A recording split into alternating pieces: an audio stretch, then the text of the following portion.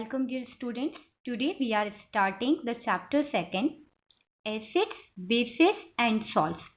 Acid and bases के बारे में आप लोगों ने अपनी प्रीवियस क्लासेस में पढ़ा होगा। क्या स्टडी किया था आप लोगों ने? आप लोगों ने स्टडी किया होगा कि एसिड्स ऐसे सब्सटेंस होते हैं जो स्वार टेस्ट देते हैं और बेसिस ऐसे सब्सटेंस होते हैं जिनका टेस्ट बिटर होता है। यही स्टडी किया था आपने अपनी प्रीवियस क्लासेस में। स्वार टेस्ट दैट मीन्स ऐसे सब्सटेंस जिनका टेस्ट खट्टा होता है। स्वार टेस्ट वाले कुछ एग्जाम्पल्स हम लोग देखते हैं। ऑरेंज, मैंगो, ग्रेप्स, आंवला, टोमेटो, लेमन, इन सब का टेस्ट कैसा होता है? स्वार टेस्ट होता है। दैट मीन्स ऐसे सब्सटेंस जिनका टेस्ट स्वार होता है वो एसिडिक होते हैं। बेसिस के लिए हम क्या पढ़ रहे हैं कि ऐसे सब्सटेंस जो बीटर टेस्ट देते हैं। अब बीटर टेस्ट के लिए हम लोग जानते हैं बीटर गार्ड के बारे में। बीटर गार्ड दैट मीन्स हम लोगों का करेला। फेनुग्रीक के बारे में हमने सुना है। फेनुग्रीक दैट मीन्स आपका मेथी दाना। कॉफ़ी, लेमन सीड, इन सब का टेस्ट कैसा होता है? बीटर टेस्ट होता है। अगर कभी बाय मिस्टेक लेमन सीड हम लोग खा लेते हैं तो हमें पता है हमारे जो मुंह का टेस्ट है वो कितना खराब हो जाता है। क्यों? क्योंकि उसका टेस्ट कैसा होता है? बीटर। इट मीन्स ऐसे सब्सटेंस जो नेचर में बीटर टेस्ट रखते हैं वो बेसिस होते हैं। बट क्या हम सभी सब्सटेंस को टेस्ट कर सकते हैं? सभी का एसिडिक और बेसिक नेचर टेस्ट के थ्रू आइडेंटिफाई किया जा सकता है? नहीं। सो मुझे बताइए, अगर हम कर सकते हैं सो कैसे टेस्ट करते हैं? How can you test this? Nitric acid एक बहुत स्ट्रॉन्ग एसिड होता है, इसको हम टेस्ट नहीं कर सकते हैं। इवन अगर ये हमारे हैंड पर इसका एक ड्रॉप आ जाता है तो हमारी जो स्किन है वो बर्न हो सकती है। As it is nature sulphuric acid का है और हाइड्रोक्लोरिक एसिड का है। तो ऐसे सब्सटेंस को हम टेस्ट कैसे कर सकते हैं? ऐसे ही टेस्ट होते हैं सोडियम हाइड्रोक्साइड, पोटेशियम हाइड्रोक्साइड, ये कॉरोसिव नेचर के होते हैं। अगर ये हमारी स्किन पर आते हैं तो हमारी स्किन इनसे बर्न हो सकती है, उससे सेंसेशन हो सकते हैं, रेशेस हो सकते हैं। तो हम सभी सब्सटेंस के एसिडिक और बेसिक नेचर को टेस्ट के थ्रू आइडेंटिफाई नहीं कर सकते हैं। सो फिर हम कैसे आइडेंटिफाई करेंगे कि हमें कोई अगर सैंपल दिया गया है, कोई सब्सटेंस हमारे पास है, तो उसका नेचर एसिड होता है या बेसिक होता है? हम क्यों आइडेंटिफाई करना चाहेंगे कि उसका नेचर एसिड है या बेस? क्यों? क्योंकि इस पर डिपेंड करती है उसकी प्रॉपर्टीज़, उसकी केमिकल प्रॉपर्टीज इस पर डिपेंड करती है सब्सटेंस के एसिडिक और बेसिक नेचर पर। आपको पता है ये एसिड और बेस हमारे लाइफ से भी रिलेटेड है। हमारी बॉडी में एसिड प्रेजेंट होता है HCl, सब जानते हैं। हम लोगों को एसिडिटी की प्रॉब्लम क्रिएट होती है कब? या तो हम लोग एम्प्टी स्टोमक हो, इट मीन्स जब हमने बहुत लॉन्ग टाइम तक कुछ नहीं खाया होता है तो हमें एसिडिटी की प्रॉब्लम क्रिएट हो जाती है। या कभी हमने ओवर ईटिंग किया हो तब हमें एसिडिटी का प्रॉब्लम क्रिएट हो जाता है। उस टाइम पर हमारे स्टोमक में प्रेजेंट हाइड्रोक्लोरिक एसिड का ओवर सिक्रेशन होने लगता है, जिससे हमारे स्टोमक में एसिडिटी इंक्रीज हो जाती है। तो एसिड कहीं ना कहीं हमारी लाइफ से भी रिलेटेड है। हम लोग बहुत सारे एसिडिक सब्सटेंस का यूज़ कर रहे हैं, जैसे फूड मटेरियल है तो ये हमारे लिए एसिडिक है। सभी सब्सटेंस के फिजिकल एग्जामिनेशन, उसके केमिकल एग्जामिनेशन के लिए उसके एसिडिक और बेसिक नेचर को आइडेंटिफाई करना ज़रूरी होता है। सो हम इस चैप्टर में अब आगे पढ़ते हैं कि हम कैसे बिना टेस्ट के ये आइडेंटिफाई करें कि अब हमारे पास जो सैंपल है, जो सब्सटेंस है, उसका नेचर एसिडिक है या बेसिक है। सो इसके लिए कुछ सब्सटेंस होते हैं, कुछ स्पेसिफिक टाइप के सब्सटेंस होते हैं जिन्हें यूज़ किया जाता है और इन सब्सटेंस की हेल्प से आइडेंटिफाई किया जाता है कि हमें जो सैंपल या सब्सटेंस दिया है वो एसिड है या बेस होता है। सो इंडिकेटर्स आर द सब्सटेंस। ऐसे सब्सटेंस क्या होते हैं? इंडिकेटर। इंडिकेटर का मीनिंग क्या होता है? जो इंडिकेट करता है।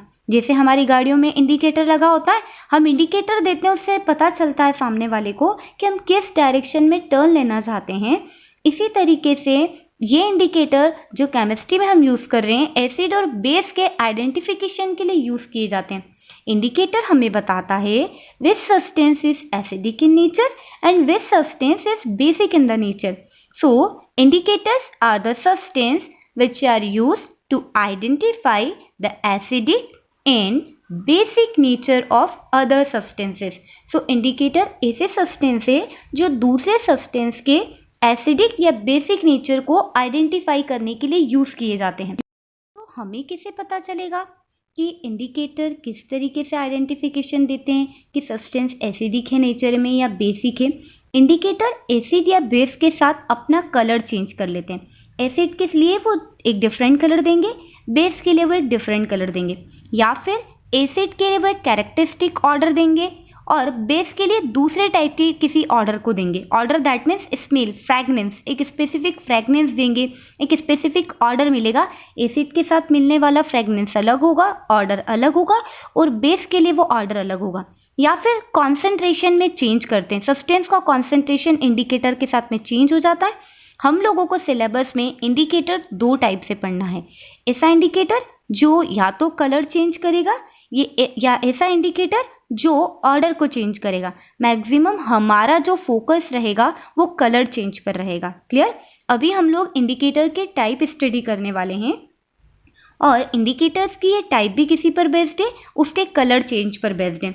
मैक्सिमम इंडिकेटर का यूज़ एसिड और बेस के आइडेंटिफिकेशन में जो किया जाता है वो कलर चेंज के बेसिस पर ही होता है। दैट मीन्स इंडिकेटर हमें क्या बताएंगे कि अगर सब्सटेंस एसिड है तो वो अपना कलर चेंज कर लेगा, और अगर सब्सटेंस बेसिक है तो वो अपना कलर चेंज कर लेगा। एसिड के लिए चेंज होने वाला कलर अलग होगा, बेस के लिए चेंज होने वाला कलर अलग होगा। क्लियर? अब हम लोग देखेंगे types of indicators. Indicator 2 type के होते हैं, natural indicator and synthetic indicator. Natural indicator understood है हमें नाम से, जो हमें नेचर से ऑब्टेन्ड होते हैं वो नेचुरल इंडिकेटर होते हैं। सिंथेटिक इंडिकेटर जो मैनमेड इंडिकेटर होते हैं या जो लेबोरेटरी में सिंथेसाइज्ड किए जाते हैं, बनाए जाते हैं, वो सिंथेटिक इंडिकेटर होते हैं। नेचुरल इंडिकेटर के कुछ एग्जाम्पल हम देखते हैं, जैसे लिटमस सॉल्यूशन,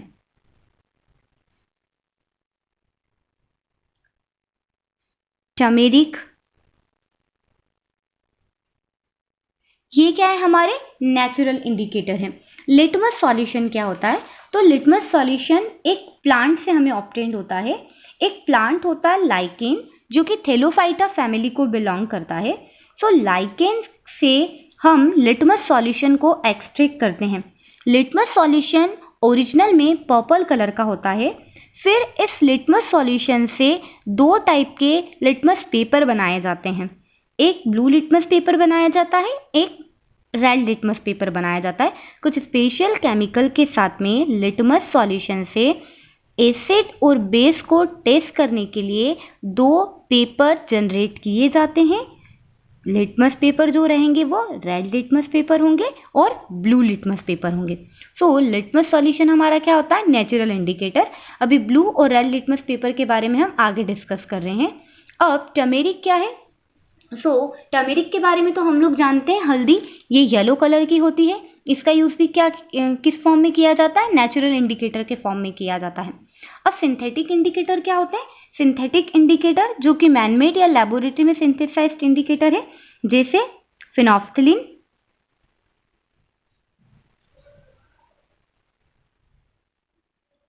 मिथाइल ऑरेंज। ठीक है, अब हम लिटमस सॉल्यूशन पर आते हैं फिर से, कि लिटमस सॉल्यूशन से 2 टाइप के पेपर डेवलप किए जाते हैं, blue litmus paper and red litmus paper. ठीक है,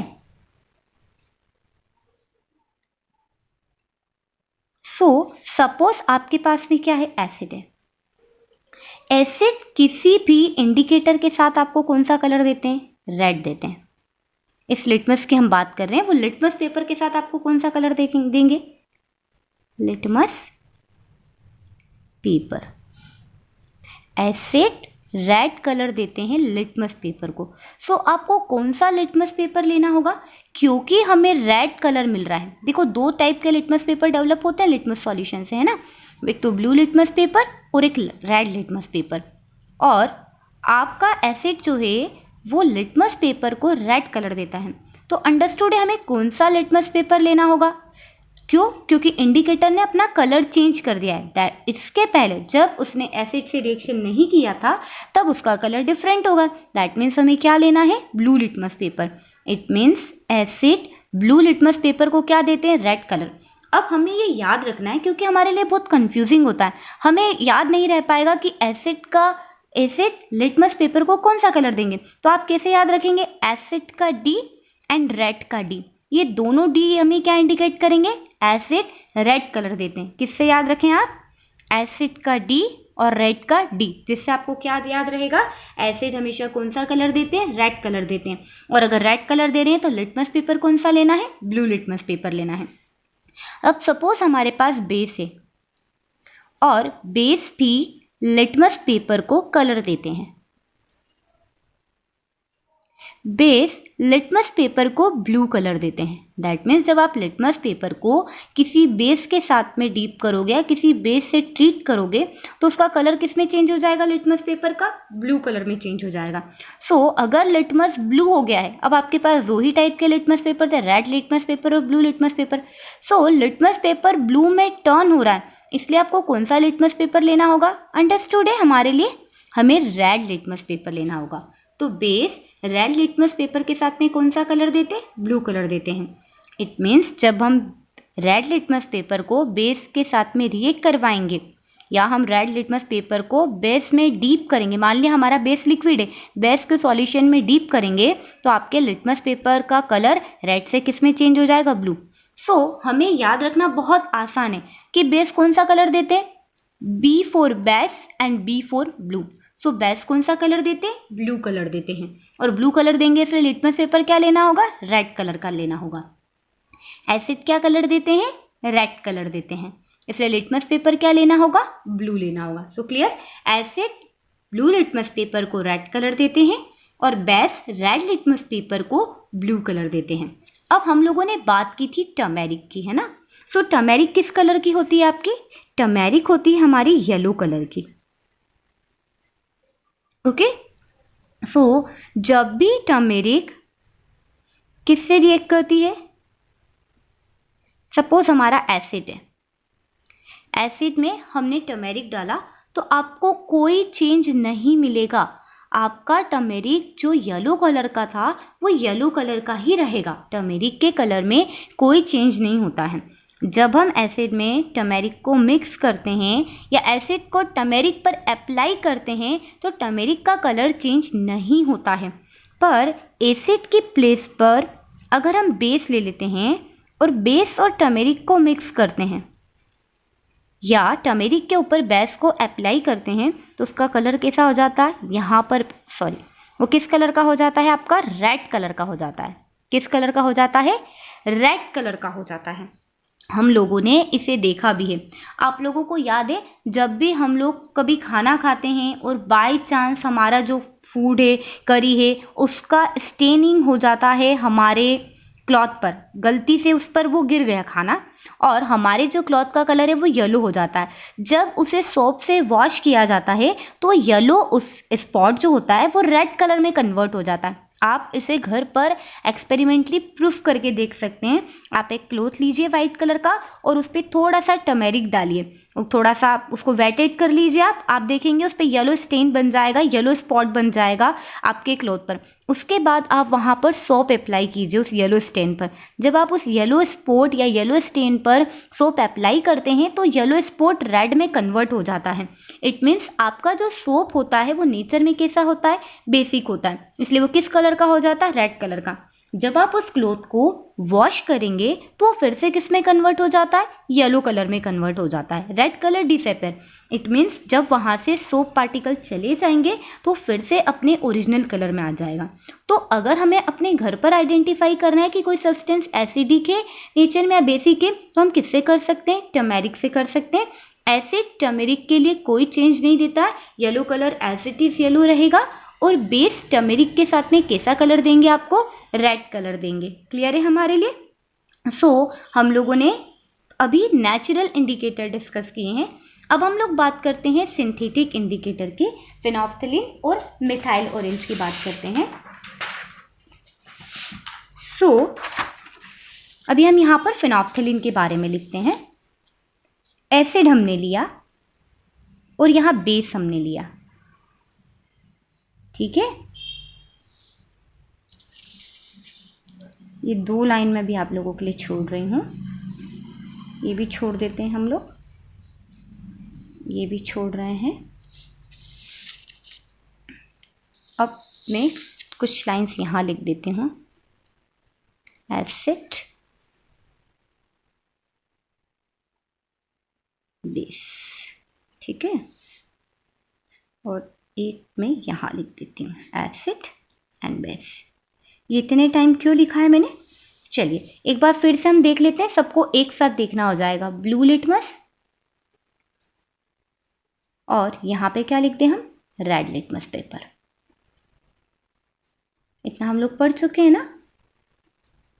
सो एसिड ब्लू लिटमस पेपर को रेड कलर देंगे, बेस रेड लिटमस पेपर को ब्लू कलर देंगे। यहाँ टर्मेरिक ले लें। एसिड टर्मेरिक को के लिए कोई चेंज नहीं देगी, टर्मेरिक का कलर येलो रहेगा एज इट इज। अब बेस देख लेते हैं। बेस टर्मेरिक के साथ में कौन सा कलर देते हैं? बेस टर्मेरिक के साथ में रेड कलर देते हैं। अब हम आते हैं अपने सिंथेटिक इंडिकेटर पर। सिंथेटिक इंडिकेटर में हमने ले लिया फिनोल्फ्थलीन।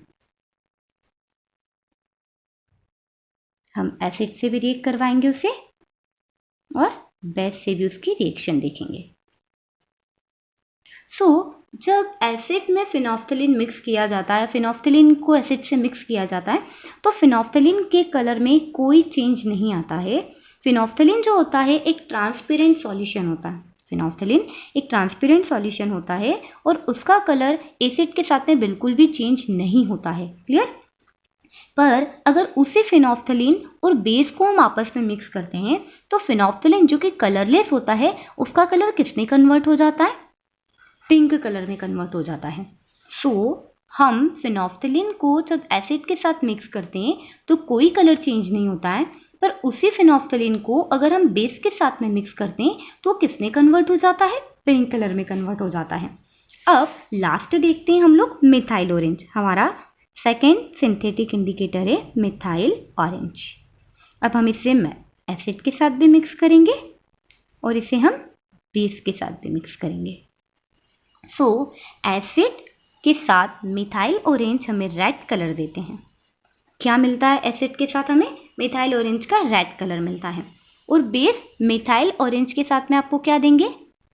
येलो कलर देंगे। ठीक है, ये जो टॉपिक है ये हम लोगों को लेबोरेटरी में परफॉर्म करना चाहिए, उसमें हमें और अच्छे तरीके से क्लैरिफिकेशन हो पाता है। तो जब भी लॉकडाउन के बाद आपका क्लासेस स्टार्ट हो तो एक बार इसे अपनी लेबोरेटरी में ज़रूर परफॉर्म करें, जिससे आपके कंसेप्ट और क्लियर हो जाएंगे। तब तक के लिए हम क्या याद रख सकते हैं कि एसिड जब ब्लू लिटमस पेपर से रिएक्शन करते हैं तो रेड में टर्न होते हैं, बेस रेड लिटमस पेपर को ब्लू में टर्न करता है, एसिड टर्मेरिक के लिए कोई चेंज नहीं करते, बेस टर्मेरिक को रेड में टर्न कर देता है, एसिड फिनोल्फ्थलीन पर कोई चेंज नहीं देते हैं, बेस फिनोल्फ्थलीन को पिंक में कन्वर्ट कर देता है, पिंक कलर में टर्न कर देता है, एसिड मिथाइल ऑरेंज को रेड में टर्न कर देते हैं और बेस मिथाइल ऑरेंज को येलो में टर्न कर देते हैं। हमने क्या देखे? ये नेचुरल इंडिकेटर और सिंथेटिक इंडिकेटर।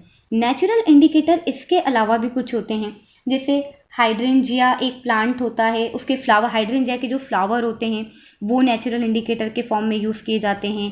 ट्यूनिया के फ्लावर नेचुरल इंडिकेटर के फॉर्म में यूज़ किए जाते हैं।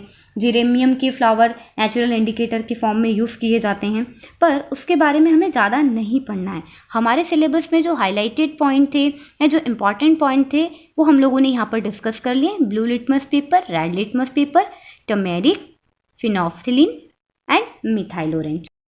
अब हम लोग क्या देखते हैं, हमने आइडेंटिफाई कर लिया है कि एसिड और बेस डिफरेंट इंडिकेटर के साथ में किस टाइप का नेचर देते हैं। रेड लिटमस पेपर के साथ में कौन सा कलर देंगे, ब्लू लिटमस पेपर के साथ क्या देंगे, फिनोल्फ्थलीन के साथ उनका कलर कैसा होगा और मिथाइल ऑरेंज के साथ उनका कलर कैसा होगा। यहाँ आपके सामने कुछ केमिकल्स मैंने लिख दिए हैं, देखो, जिससे हमें नेचर पता चल जाएगा। यहाँ लिखा हाइड्रोक्लोरिक एसिड, एसिड है, अंडरस्टूड है। नाइट्रिक एसिड, एसिड है। सल्फ्यूरिक एसिड एक एसिड है, एसिटिक एसिड भी एसिड है। तो ये एसिड है। एसिड इन चारों इंडिकेटर के लिए क्या ऑब्जर्वेशन देते हैं हमें टेबल में लिखना है। उसके बाद में सोडियम हाइड्रोक्साइड, कैल्शियम हाइड्रोक्साइड और मैग्नीशियम हाइड्रोक्साइड मैंने लिखे हुए हैं। सो तीनों में क्या कॉमन चीज है, हाइड्रोक्साइड हाइड्रोक्साइड हाइड्रोक्साइड। तो ये जो हाइड्रोक्साइड वाले हैं ये सब क्या है, बेस। हाइड्रोक्साइड दैट मीन्स कौन सा ग्रुप प्रेजेंट होना, OH ग्रुप प्रेजेंट होना। सो ऐसे केमिकल जिसमें जनरली OH ग्रुप प्रेजेंट होता है वो बेस होते हैं। हालांकि ये बात सारे बेस के लिए करेक्ट नहीं है, बट हमारे सिलेबस को अगर देखा जाए तो मैक्सिमम बेस क्या होते हैं जो OH आयन को कंटेन करते हैं, दैट OH नेगेटिव आयन को कंटेन करते हैं, हाइड्रोक्साइड आयन को कंटेन करते हैं। OH नेगेटिव आयन को हम क्या बोलते हैं, हाइड्रोक्साइड। तो जो हाइड्रोक्साइड आयन को कंटेन करते हैं वो बेस होते हैं। सो हमने 3 बेस के एग्जाम्पल लिए और 4 एसिड के एग्जाम्पल लिए। अब 1 बाय 1 हम टेबल में लिखते जाते हैं। Hydrochloric acid red litmus paper को कोई चेंज करेगा कलर में, नो चेंज। क्यों, क्योंकि ये तो रेड कलर देते हैं, तो इनके लिए कौन सा लिटमस पेपर चाहिए हमें, ब्लू। सो ये कौन सा कलर देंगे यहाँ पर, रेड कलर। फिनोफ्थलीन को कोई कलर देंगे, नहीं। So we will write no change. Methyl orange को कोई कलर देंगे, yes, red colour. So nitric acid red litmus paper को कोई कलर देंगे, नो चेंज। आप लोग लिख लेना। ब्लू लिटमस पेपर को कोई कलर देंगे, यस, रेड कलर। फिनोफ्थलीन को कोई कलर देंगे, नहीं, नो चेंज। मिथाइल ऑरेंज को रेड कलर। ऐसे ही सल्फ्यूरिक एसिड और एसिटिक एसिड क्या करेंगे, रेड लिटमस पेपर पर कोई इफेक्ट नहीं देंगे। ब्लू लिटमस पेपर को कौन सा कलर देंगे, रेड कलर देंगे। फिनोफ्थलीन को कौन सा कलर देंगे, कोई कलर नहीं देंगे, नो चेंज रखेंगे। और मिथाइल ऑरेंज के लिए मिथाइल ऑरेंज को किस में टर्न कर देंगे, रेड में टर्न कर देंगे। अब जरा सोडियम हाइड्रोक्साइड, कैल्शियम हाइड्रोक्साइड और मैग्नीशियम हाइड्रोक्साइड के बारे में बात करते हैं कि ये रेड लिटमस पेपर के साथ में कौन सा कलर देंगे, रेड है, और ये बेस है तो कौन सा कलर देंगे, ब्लू कलर देंगे। यहाँ पर इसके लिए क्या मिलना है आपको, नो चेंज। एक ही बारी में मैंने सबके लिए लिख दिया, आपको सबके लिए अलग अलग लिखना है जब आप अपने नोट्स में लिखेंगे इसे। फिनोफ्थलीन के लिए कौन सा कलर देंगे, पिंक कलर देंगे। और मिथाइल ऑरेंज के लिए कौन सा कलर देते हैं बेसिस, येलो कलर देंगे। तो ये कुछ एग्जाम्पल है हमारे लिए। सपोज एग्जाम में पूछा जाए कि हाइड्रोक्लोरिक एसिड का क्या कलर देंगे, तो आप लोग लिख सकते हैं nitric acid, sulphuric acid, acetic acid. ठीक है, अब इस सभी एसिड को देखोगे तो इसमें क्या कॉमन है, देखो H है यहाँ पर भी, H है यहाँ पर भी, H है यहाँ पर भी, और अलग से एक H है यहाँ पर भी, है ना। सो एसिड जो होते हैं वो H+ आयन रखते हैं या H+ आयन देते हैं सॉल्यूशन में, और जो बेसिस होते हैं वो हाइड्रोक्साइड आयन देते हैं सॉल्यूशन में। इसे डिटेल में चैप्टर में अगले टॉपिक में हमें स्टडी करना होगा। पर अब तक हमने क्या आइडेंटिफाई कर लिया कि एसिड और बेस का हम नेचर कैसे पता कर सकते हैं। सब्सटेंस एसिडिक है या बेसिक है, नेचुरल और सिंथेटिक इंडिकेटर की हेल्प से आइडेंटिफाई किया जा सकता है। अब इसके बाद हम लोग देखते हैं ये इंडिकेटर जो हमने बात की थी ये कैसे थे, जो अपने कलर को चेंज करते हैं। अब हम किसकी बात करते हैं, ऑल्फैक्टरी इंडिकेटर्स की बात करते हैं। ऑल्फैक्टरी इंडिकेटर्स क्या होते हैं, ऐसे सब्सटेंस होते हैं जो एसिड या बेस के लिए अपने ऑर्डर को चेंज कर देते हैं। ऑल्फैक्टरी इंडिकेटर ऐसे सब्सटेंस होते हैं जो एसिड और बेसिक मीडिया में अपना डिफरेंट ऑर्डर देते हैं। So there are some substances whose colour change in acidic और बेसिक मीडिया और कॉल्ड ऑल्फैक्टरी इंडिकेटर्स। सो ऐसे सब्सटेंस जिनका ऑर्डर चेंज हो जाएगा, जिनका स्मेल चेंज हो जाएगा, वो ऑल्फैक्टरी इंडिकेटर्स होंगे। इनके एग्जाम्पल है हमारे पास वैनिला, जो ये आपका वही वैनिला एसेंस है जो आप केक में यूज़ करते हैं, पेस्ट्री में यूज़ करते हैं। ऑनियन के साथ में एसिड और बेस का कलर अलग, एसिड एंड बेस का ऑर्डर डिफरेंट होगा। क्लोव दैट मीन्स आपका लॉन्ग ऑयल के साथ क्लोव ऑयल के साथ में कलर क्या होगा, क्लोव के साथ में आपका ऑर्डर क्या होगा, डिफरेंट होगा। सो वैनिला, ऑनियन और क्लोव ऐसे सब्सटेंस होते हैं जो ऑल्फैक्टरी इंडिकेटर की तरह क्लासिफाइड किए जाते हैं, जो एसिड और बेस के साथ में डिफरेंट ऑर्डर देते हैं। अब इस चैप्टर में हम लोगों को नेक्स्ट टॉपिक पढ़ना है कि एसिड और बेस की रिएक्शंस क्या होती है। एसिड और बेस डिफरेंट सब्सटेंस के साथ में किस तरीके से रिएक्ट करते हैं। सो सबसे पहले हम लोग इस चैप्टर में स्टडी करेंगे how do acids and bases react with metals. Metals के साथ एसिड और बेसिस कैसे रिएक्ट करते हैं। सबसे पहले हम एक एक्टिविटी देखते हैं जिसकी हेल्प से हम एसिड और बेस की मेटल के साथ रिएक्शन देख पाएंगे। हमें क्या देखना है? एसिड्स मेटल के साथ में किस तरीके से रिएक्ट करते हैं और मेटल के साथ रिएक्ट करके किन प्रोडक्ट का फॉर्मेशन करते हैं, हमें देखना है। इसे देखने के पहले हम एक एक्टिविटी को समझते हैं। हम लोगों के सामने एक डायग्राम दिखाई दे रहा है, क्लियर है? एक डायग्राम हम लोगों को दिखाई दे रहा है। सबसे पहले हमें क्या करना है, हमें एक टेस्ट ट्यूब लेनी है और उस टेस्ट ट्यूब के अंदर हमें क्या डिप करना है, क्या ऐड करना है उस टेस्ट ट्यूब में? जिंक ग्रैन्यूल लेना है। तो देखिए ले लिए हमने जिंक ग्रैन्यूल। एक टेस्ट ट्यूब आपको लेना है, टेस्ट ट्यूब में जिंक ग्रैन्यूल आपको डालना है। जिंक क्या होता है? मेटल होता है। 9th क्लास में हम लोगों ने कुछ एलिमेंट के सिंबल्स याद किए थे जिसमें हमने जिंक को भी लर्न किया था। और जिंक क्या होता है? एक मेटल होता है ना। जिंक को आपको लेना है टेस्ट ट्यूब में। देन उस टेस्ट ट्यूब के अंदर आपको सल्फ्यूरिक एसिड ऐड करना है। तो यहाँ लिखा है डाइल्यूट सल्फ्यूरिक एसिड। सबसे पहले हमने जिंक के कुछ पीसेस ले लिए हैं, देन हम सल्फ्यूरिक एसिड को मिक्स करते हैं। उसके बाद में आपको उस टेस्ट ट्यूब में इमीडिएटली कॉर्क लगा देना है और वो कॉर्क ऐसा होना चाहिए जो डिलीवरी ट्यूब को भी कंटेन करता हो। इस डिलीवरी ट्यूब की एक ओपनिंग तो आपकी टेस्ट ट्यूब में रहेंगे और डिलीवरी ट्यूब का जो सेकेंड एंड रहेगा वो एक सोप सॉल्यूशन में ओपन रहेगा। क्लियर है? अब इस टेस्ट ट्यूब को हमें क्या कर देना है? पहले से ही हैंग कर देना है, क्योंकि केमिकल रिएक्शन थोड़ी सेंसिटिव होती है, इसलिए हमें इस केमिकल रिएक्शन में कॉशन लेने की रिक्वायरमेंट होती है। हम इसे अपने हाथ से नहीं पकड़ सकते, इसलिए स्टैंड पर हम लोग लगा देते हैं। अब जैसे ही जिंक मेटल सल्फ्यूरिक एसिड के साथ रिएक्ट करता है तब हाइड्रोजन गैस प्रोड्यूस होती है। यहाँ लिखा हाइड्रोजन गैस बबल। जैसे ही दोनों मिक्स होंगे इमीडिएटली या थोड़ा सा टाइम लेकर के वहाँ पे किसका फॉर्मेशन होने लगेगा? हाइड्रोजन गैस का। थोड़ा सा टेम्परेचर सेंसिटिव होती है केमिकल रिएक्शन, इसलिए टाइम भी लग सकता है या इमीडिएट भी हो सकती है। हाइड्रोजन गैस वहाँ से रिलीज होगी। ये हाइड्रोजन गैस इस डिलीवरी ट्यूब से होते हुए सोप सॉल्यूशन तक आएगी। अब सोप सॉल्यूशन से भी गैस बाहर निकलेगी। हमें ये आइडेंटिफाई करना है क्या हाइड्रोजन गैस बनी है। मैंने पहले से ही बोल दिया हाइड्रोजन गैस बनी हुई है। यहाँ डायग्राम में भी लिखा हुआ है कि हाइड्रोजन गैस बनी हुई है, हाइड्रोजन गैस बनती है। हम कैसे आइडेंटिफाई करेंगे? क्या कोई एक्सपेरिमेंटल प्रूफ है हमारे पास जिससे हम ये आइडेंटिफाई कर पाएँ कि जो गैस लिबरेट हो रही है वो हाइड्रोजन गैस है? यस, हम लोगों के पास में एक एक्टिविटी है जिसकी हेल्प से हम ये आइडेंटिफाई कर सकते हैं कि जो गैस रिलीज हो रही है वो हाइड्रोजन गैस है। आपको क्या करना है, जो सोप सॉल्यूशन से बबल्स निकल रहे हैं वहाँ पर आपको एक बर्निंग कैंडल लेके आना है। अगर बर्निंग कैंडल पॉप साउंड के साथ में बर्न होता है, इट मीन्स वो क्या है? हाइड्रोजन गैस है। हम लोग क्या समझेंगे? अगर बर्निंग कैंडल बर्न हो रहा है विद द पॉप साउंड, तो पॉप साउंड के साथ जब भी कोई कैंडल बर्न होता है तो वहाँ से जो गैस निकल रही है वो क्या होगी? आपकी हाइड्रोजन गैस होगी। हमने इस एक्सपेरिमेंट के थ्रू क्या देखा है? हमने इस एक्सपेरिमेंट के थ्रू ये समझा कि जब एसिड और मेटल रिएक्ट करते हैं, क्यों? क्योंकि यहाँ हमने एसिड क्या लिया था? H2SO4 लिया था, ठीक है। और हमने मेटल कौन सा लिया था? यहाँ पर जिंक लिया था। तो जब भी एसिड और मेटल आपस में रिएक्ट करते हैं तब हाइड्रोजन गैस निकलती है। क्या निकलती है?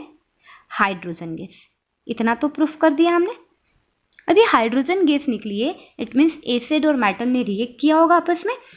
एक और प्रोडक्ट यहाँ पर बनता है जो एसिड और मेटल से मिलके बना है, वो होगा सॉल्ट। जब भी एसिड और मेटल आपस में रिएक्ट करेंगे तब सॉल्ट और हाइड्रोजन गैस बनता है। ये बहुत इंपॉर्टेंट केमिकल इक्वेशन है और ये आप मान के चलिए कि आपको एग्जाम में आनी ही है। 101% श्योरिटी है कि इससे एक क्वेश्चन हमें बनता ही है। हो सकता है यही हमसे पूछ लिया जाए या उस डायग्राम से रिलेटेड कोई क्वेश्चन पूछ लिया जाए। जो क्वेश्चन आएंगे आगे वो मैं डिस्कस भी करूँगी आपसे। हमें ये पता रखना है कि जब भी एसिड्स और मेटल आपस में रिएक्ट करते हैं तो सॉल्ट और हाइड्रोजन गैस का फॉर्मेशन होता है। क्योंकि हमने एसिड के फॉर्म में अपनी एक्टिविटी में H2SO4 लिया था और मेटल जिंक लिया था, आप लोगों का जो सॉल्ट बनेगा वो इजीली आप आइडेंटिफाई कर पाएंगे। देखिए हाइड्रोजन गैस तो यहाँ से रिलीज हो गई है। मेटल और सल्फेट मिलके क्या बना देंगे? सॉल्ट, जिंक सल्फेट का फॉर्मेशन कर देंगे। क्लियर है हमारे लिए?